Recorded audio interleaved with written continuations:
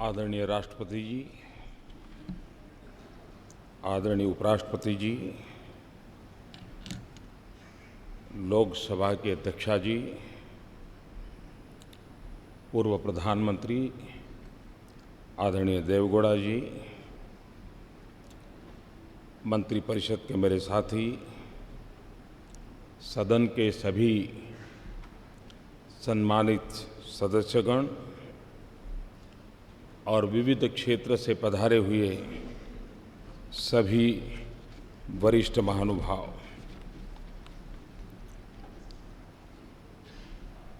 राष्ट्र के निर्माण में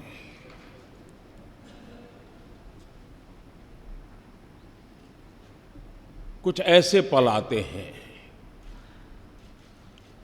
जिस पल पर हम किसी नए मोड़ पर जाते हैं, नए मुकाम की ओर पहुंचने का प्रयास करते हैं।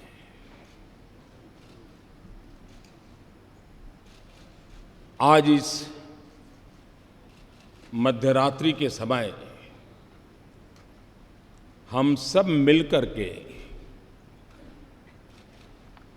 देश का आगे का मार्ग सुनिश्चित करने जा रहे हैं।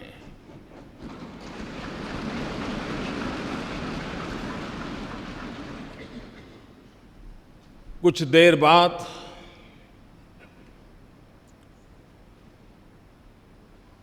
देश एक नई व्यवस्था के ओर चल पड़ेगा। 125 करोड़ देशवासी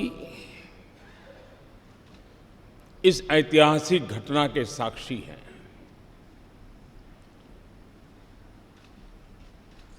जीएसटी की ये प्रक्रिया ये सिर्फ अर्थव्यवस्था के दायरे तक सीमित है, ऐसा मैं नहीं मानता। पिछले कई वर्षों से अलग अलग महानुभावों के मार्गदर्शन में, नेतृत्व में, अलग अलग टीमों के द्वारा जो प्रक्रियाएं चली हैं, वो एक प्रकार से भारत के लोकतंत्र की, भारत के संघीय ढांचे की, कोऑपरेटिव फेडरलिज्म के हमारे कंसेप्ट की एक बहुत बड़ी मिसाल के रूप में आज ये अवसर हमारा आया है।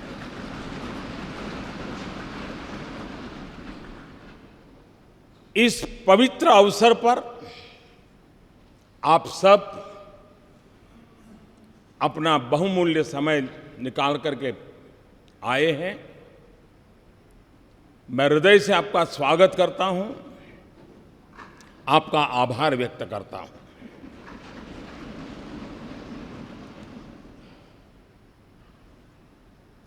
ये जो दिशा हम सब ने निर्धारित की है, जो रास्ता हमने चुना है,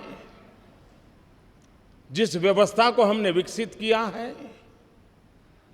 यह किसी एक दल की सिद्धि नहीं है।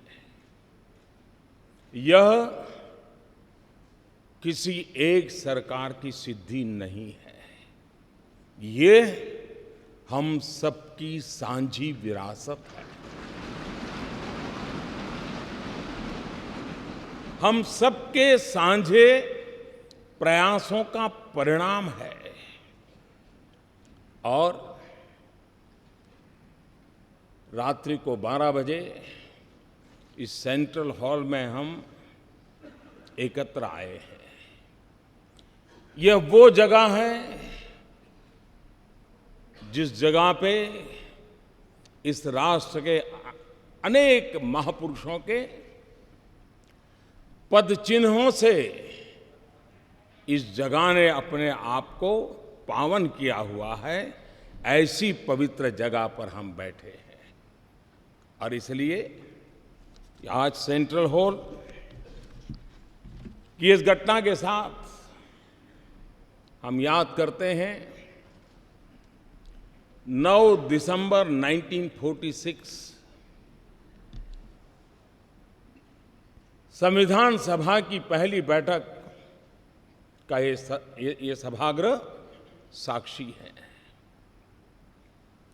हम उस स्थान पर बैठे हैं जब संविधान सभा की प्रथम बैठक हुई। पंडित जवाहरलाल नेहरू, मौलाना अब्दुल कलाम आजाद, सरदार वल्लभ भाई पटेल, बाबा साहब आम्बेडकर, आचार्य कृपलानी, डॉक्टर राजेंद्र बाबू, सरोजिनी नायडू, ये सब महापुरुष पहली कतार में बैठे हुए थे। उस सदन में जहां कभी 14 अगस्त 1947 रात को 12 बजे देश की स्वतंत्रता की उस पवित्र महान घटना, ये स्थान उनका साक्ष्य है। 26 नवंबर 1949 देश ने संविधान को स्वीकार किया। यही जगह उस महान घटना का भी साक्षी के रूप में है। और आज वर्षों के बाद एक नई अर्थव्यवस्था के लिए, संघीय ढांचे की एक नई ताकत के लिए जीएसटी के रूप में इसी पवित्र स्थान से बढ़कर के मैं समझता हूं कोई और स्थान नहीं हो सकता है इस काम के लिए।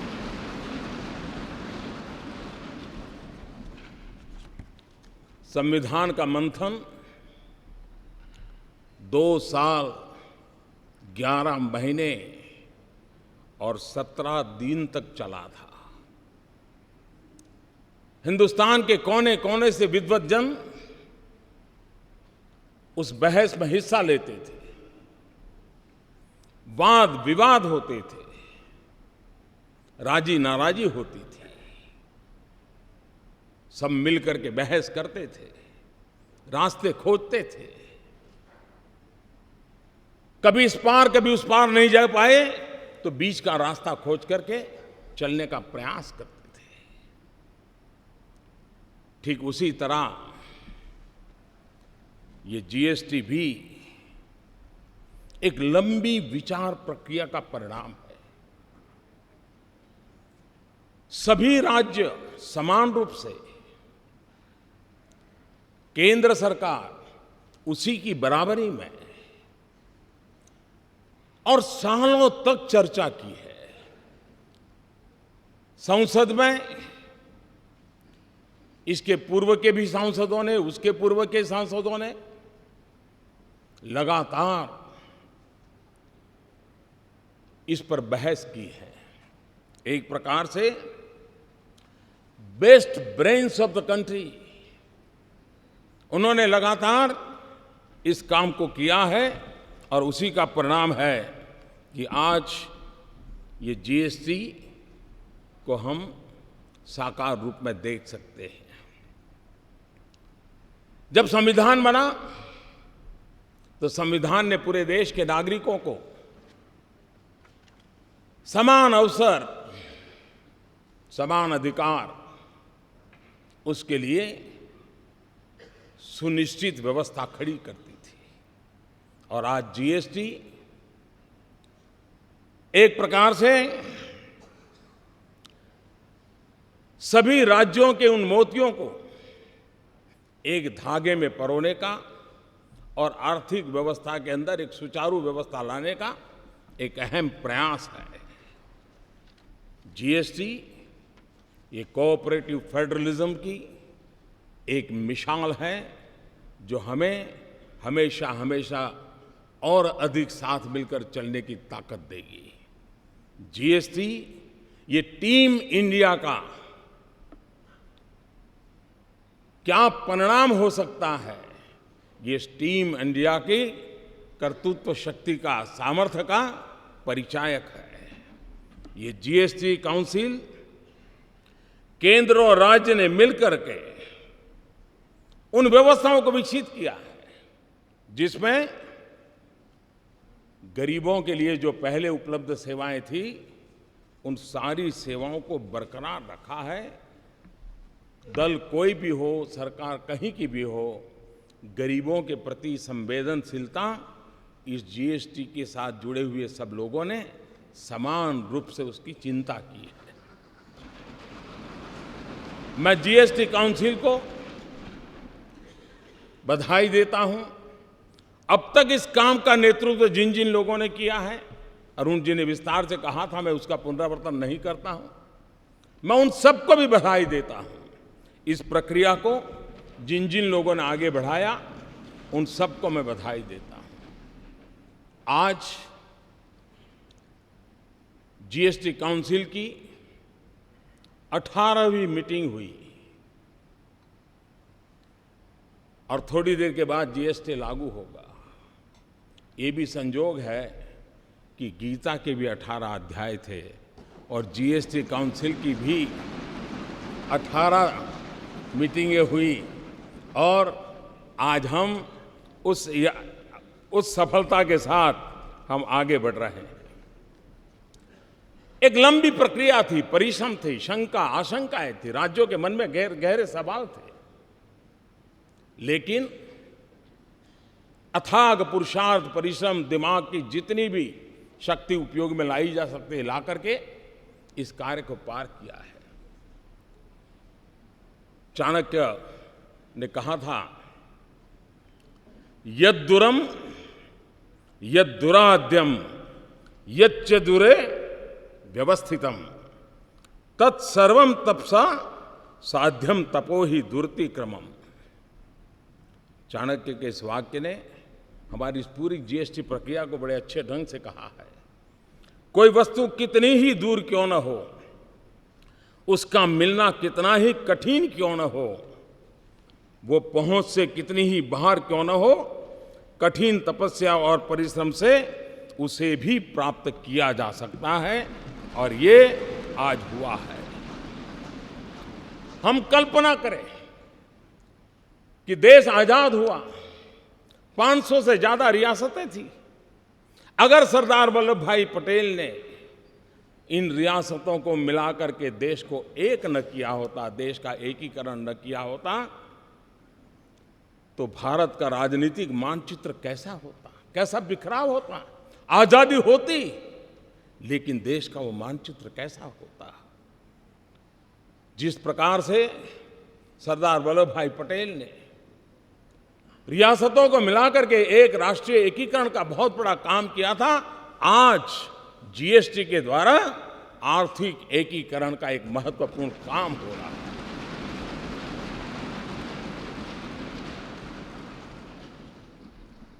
29 राज्य, 7 केंद्र शासित प्रदेश, केंद्र के 7 टैक्स, राज्यों के 8 टैक्स और हर चीजों के अलग अलग टैक्स का हिसाब लगाएं, 500 प्रकार के टैक्स कहीं न कहीं अपना रोल कर रहे थे। आज उन सब से मुक्ति पाकर के अब गंगानगर से लेकर के ईटानगर तक, लेह से लेकर के लक्षद्वीप तक, वन नेशन वन टैक्स, ये सपना हमारा साकार होके रहेगा। और जब इतने सारे टैक्स, 500 अलग अलग हिसाब लगाए, 500 टैक्स। आल्बर्ट आइंस्टाइन प्रखर वैज्ञानिक, उन्होंने एक बार बड़ी मजेदार बात कही थी। उन्होंने कहा था, दुनिया में अगर कोई चीज समझना सबसे ज्यादा मुश्किल है तो वो है इनकम टैक्स।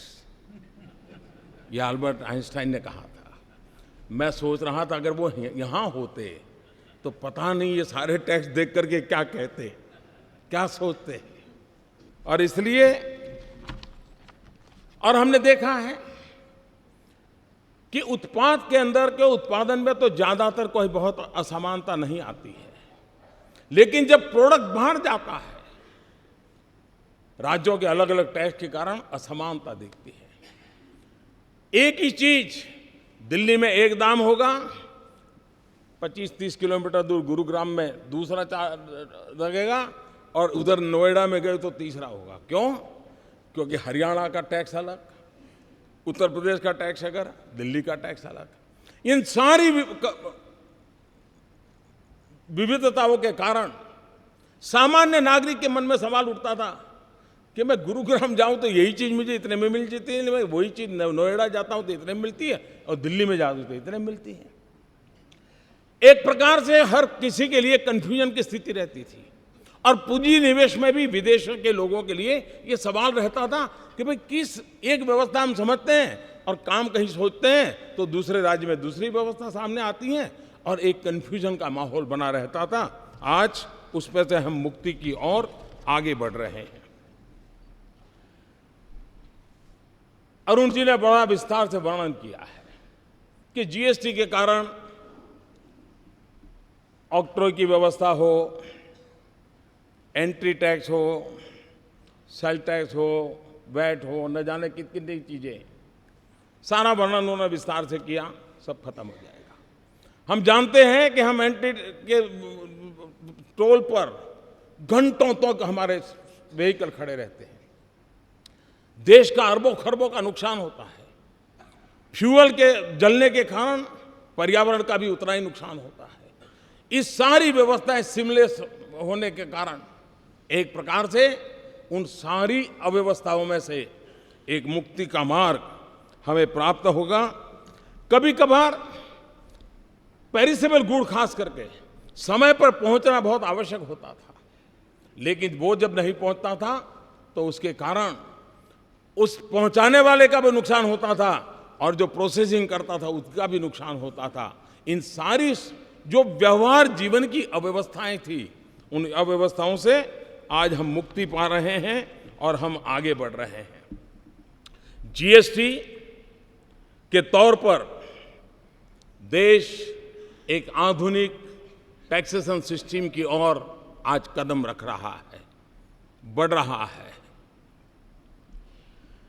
एक ऐसी व्यवस्था है जो ज्यादा सरल है, ज्यादा पारदर्शी है। एक ऐसी व्यवस्था है जो काले धन को और भ्रष्टाचार को रोकने में एक अवसर प्रदान करती है। एक ऐसी व्यवस्था है जो ईमानदारी को अवसर देती है, जो ईमानदारी से व्यापार करने के लिए एक नया उत्साह और उमंग भरने की व्यवस्था इससे मिलती है। एक ऐसी व्यवस्था है जो नए गवर्नेंस के कल्चर को भी लेकर के आती है, और जिसके द्वारा जीएसटी हम लेकर के आए हैं। भाइयों साथियों, टैक्स टेररिज्म और इंस्पेक्टर राज, ये बात कोई नई नहीं है। सब दूर ये शब्द हम सुनते आए हैं। परेशानी भुगतने वालों से हमने उस चिंता को अनुभव किया है, और जीएसटी की इस व्यवस्था के कारण, टेक्नोलॉजिकली सारा ट्रेल होने के कारण अब अफसरशाही, उसके लिए ग्रे एरिया बिल्कुल समाप्त हो रहा है। उसके कारण जो सामान्य व्यापारियों को, सामान्य कारोबारियों को, अफसरों के द्वारा जो परेशानियां होती रही हैं, उससे मुक्ति का मार्ग इस जीएसटी के द्वारा कोई ईमानदार व्यापारी बेवजह परेशान हो, वो दिन इसके साथ खत्म होने की पूरी संभावना इस जीएसटी के अंदर है। इस पूरी व्यवस्था में छोटे व्यापारियों को 20 लाख तक का व्यापार करने वालों को पूरी तरह मुक्ति दे दी गई है, और जो 75 लाख तक है उनको भी कम से कम इस चीजों से जुड़ना पड़े, इसकी व्यवस्था की है। ये बात ठीक है कि स्ट्रक्चर में लाने के लिए कुछ व्यवस्थाएं की है, लेकिन वो मिनिमम व्यवस्थाएं, नाम मात्र की व्यवस्थाएं की गई हैं, और उसके कारण सामान्य मानवी जो है उसके लिए इस नई व्यवस्था से कोई बोझ होने वाला नहीं है। साथियों, जीएसटी की व्यवस्था ये बड़ी-बड़ी आर्थिक भाषा में जो बोला जाता है वहां तक सीमित नहीं है। बड़े-बड़े शब्द इसके साथ जोड़े जाते हैं, लेकिन अगर सरल भाषा में कहूं कि देश के गरीबों के हित के लिए ये व्यवस्था सबसे ज्यादा सार्थक होने वाली है। आजादी के 70 साल के बाद भी हम गरीबों तक जो पहुंचा नहीं पाए हैं, ऐसा नहीं कि प्रयत्न नहीं हुए हैं, सब सरकारों ने प्रयत्न किए हैं, लेकिन संसाधनों की मर्यादा रही है कि हम हमारे देश के गरीब की उन आवश्यकताओं की पूर्ति में कहीं न कहीं कम पड़े हैं। अगर हम संसाधनों को सुव्यवस्थित ढंग से, और बोझ किसी एक पर न जाए, बोझ स्प्रेड हो जाए, हॉरिजॉन्टल जितना हम स्प्रेड करें उतना ही देश को वर्टिकल ले जाने की सुविधा बढ़ती है। और इसलिए उस दिशा में जाने का काम, अब वो कच्चा बिल पक्का बिल ये सारे खेल खत्म हो जाएंगे, बड़ी सरलता हो जाएगी। और मुझे विश्वास है छोटे मोटे व्यापारी भी ये जो गरीब को बेनिफिट मिलने वाला है वो जरूर उसको ट्रांसफ़र करेंगे, ताकि गरीब का भला हम लोगों का आगे बढ़ाने के लिए बहुत बहुत काम आने वाला है। कभी कभी आशंकाएं होती हैं कि ये नहीं होगा, डिकना नहीं होगा, फलाना नहीं होगा। और हमारे देश में हम जानते हैं कि जब 10th और 12th के रिजल्ट ऑनलाइन देने की शुरुआत की और एक साथ सब गए जब, तो सारा हैंगअप हो गया और दूसरे दिन खबर यही बन गई कि ऐसा हो गया। आज भी काफ़ी इसी चर्चा होती है। ये बात ठीक है कि हर किसी को टेक्नोलॉजी नहीं आती है, लेकिन हर परिवार में 10वीं 12वीं का अगर विद्यार्थी है तो उसको ये सारी चीज़ें आती हैं। कोई मुश्किल काम नहीं, इतना सरल है। घर में 10वीं 12वीं का विद्यार्थी भी रहता है तो चीज़ें छोटे से व्यापारी को भी, और वो मदद कर सकता है, रास्ता निकल सकता है। जो लोग आशंकाएं करते हैं, मैं कहता हूं कृपा करके ऐसा मत कीजिए। अरे आपका पुराना डॉक्टर हो, आप उसी से अपनी आंखें लगातार चेक करवाते हो, वही हर बार आपके नंबर निकालता हो, आपका चश्मा बनाने वाला भी निश्चित हो, आप वहाँ आपके नंबर बनवाते हो, और फिर भी जब नया नंबर वाला चश्मा आता है तो 1-2 दिन तो आंख ऊपर नीचे करके एडजस्ट करना पड़ता है। ये बस इतना ही है। और इसलिए थोड़ा सा हम प्रयास करेंगे, इस व्यवस्था के साथ हम आसानी से जुड़ जाएंगे। और इसलिए मैं आपसे आग्रह करता हूं कि अफवाहों के बाजार को बंद करें, और अब जब देश चल पड़ा है तो सफल कैसे हो, देश के गरीब जनों की भलाई के लिए कैसे काम हो, उस पर हम दे करके चलें। और तब जा करके जीएसटी की इस निर्णय का वैश्विक इकोनॉमिक वर्ल्ड में एक बहुत सकारात्मक प्रभाव हुआ है। भारत में जो पूंजी निवेश करना चाहते हैं उनके लिए भी एक प्रकार की व्यवस्था बहुत आसानी से वो समझ पाते हैं और उसको चला पाते हैं। मैं समझता हूँ भारत में और आज दुनिया का एक प्रिय डेस्टिनेशन के रूप में, निवेश के लिए प्रिय डेस्टिनेशन के रूप में भारत को हर प्रकार से स्वीकृति मिली है। और इसके लिए मैं समझता हूँ कि एक अच्छी सुविधा विश्व व्यापार से जुड़े हुए लोगों को भी भारत के साथ व्यापार करने की मिलेगी। जीएसटी एक ऐसा कैटालिस्ट है जो देश के व्यापार को, उसमें जो असंतुलन है उस असंतुलन को खत्म करेगा। जीएसटी एक ऐसा कैटालिस्ट है जिससे एक्सपोर्ट प्रमोशन को भी बहुत बल मिलेगा। और जीएसटी एक वो व्यवस्था है जिसके कारण आज हिंदुस्तान में जो राज्य ठीक से विकसित हुए हैं उनको विकास के अवसर तुरंत मिलते हैं, लेकिन जो राज्य पीछे रह गए हैं उनको वो अवसर तलाशने में बहुत दम गूंथना पड़ता है। उन राज्यों का कोई दोष नहीं है, प्राकृतिक संपदा से समृद्ध है। हमारा बिहार देखें, हमारा पूर्वी उत्तर प्रदेश देखें, हमारा पश्चिम बंगाल देखें, हमारे नॉर्थ ईस्ट के देखें, हमारा उड़ीसा देखें, संसाधन प्राकृतिक संसाधनों से भरे पड़े हैं। लेकिन अगर उनको ये व्यवस्था, जब जिस एक कानून की व्यवस्था मिल जाएगी, मैं साफ देख रहा हूं कि हिंदुस्तान का पूर्वी हिस्सा के विकास की में जो कुछ भी कमी रह गई है उसको पूरा करने का सबसे बड़ा अवसर सबसे बड़ा अवसर इससे मिलने वाला है। हिंदुस्तान के सभी राज्यों को विकास के समान अवसर प्राप्त होना, ये अपने आप में विकास के राह पर आगे बढ़ने का एक बहुत बड़ा अवसर है। जीएसटी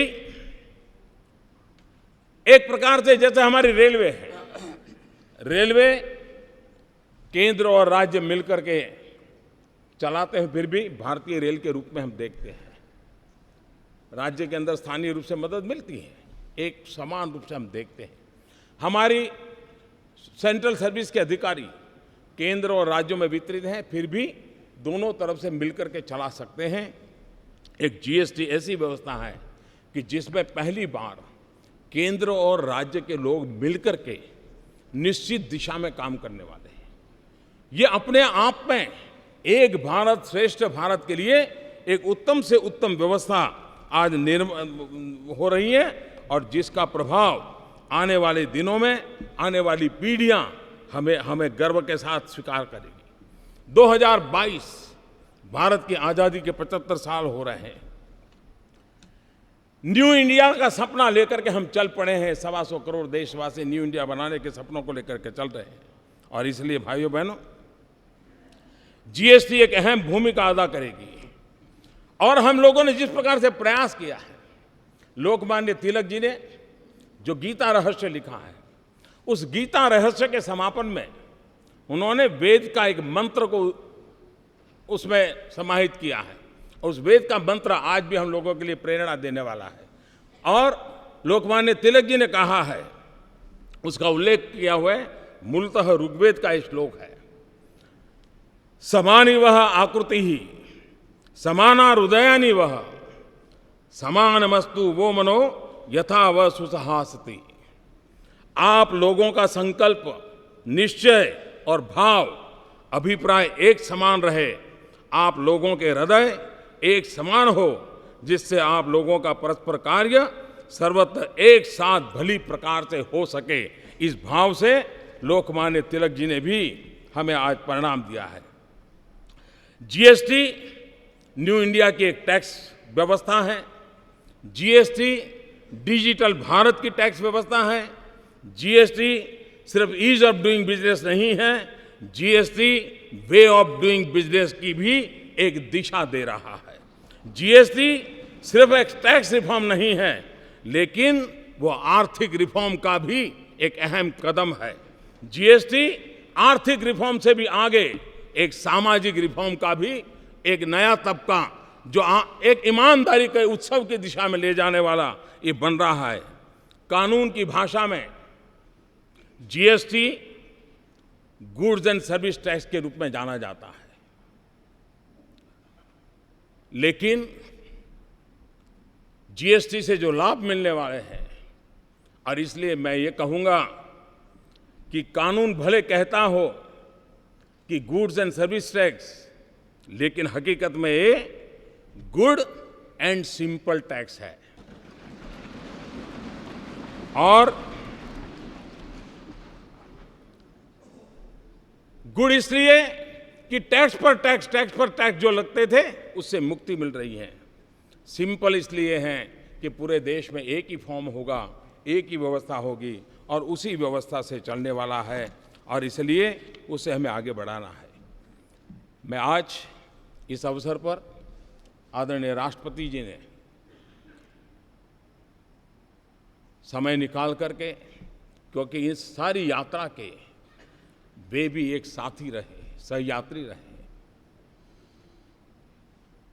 इसके हर पहलू को उन्होंने भली भांति देखा है, जाना है, प्रयास किया है। उनका मार्गदर्शन इस महत्वपूर्ण ऐतिहासिक घड़ी में हम सब के लिए एक बहुत बड़ी प्रेरणा का कारण बनेगा। नया उमंग और उत्साह मिलेगा, और उसको लेकर के हम आगे चलेंगे। मैं आदरणीय राष्ट्रपति जी से मैं उनका बहुत आभारी हूं कि वो आज आए हम सबका मार्गदर्शन करने के लिए, और उनकी बातें हम सबको एक नई प्रेरणा देती रहेगी। इसी एक भाव के साथ मैं फिर एक बार इस प्रयत्न के साथ जुड़े हुए हर किसी का आभार व्यक्त करते हुए मेरी वाणी को विराम देता हूँ और श्रद्धेय राष्ट्रपति जी से आग्रह करता हूँ कि वो हमारा मार्गदर्शन करें।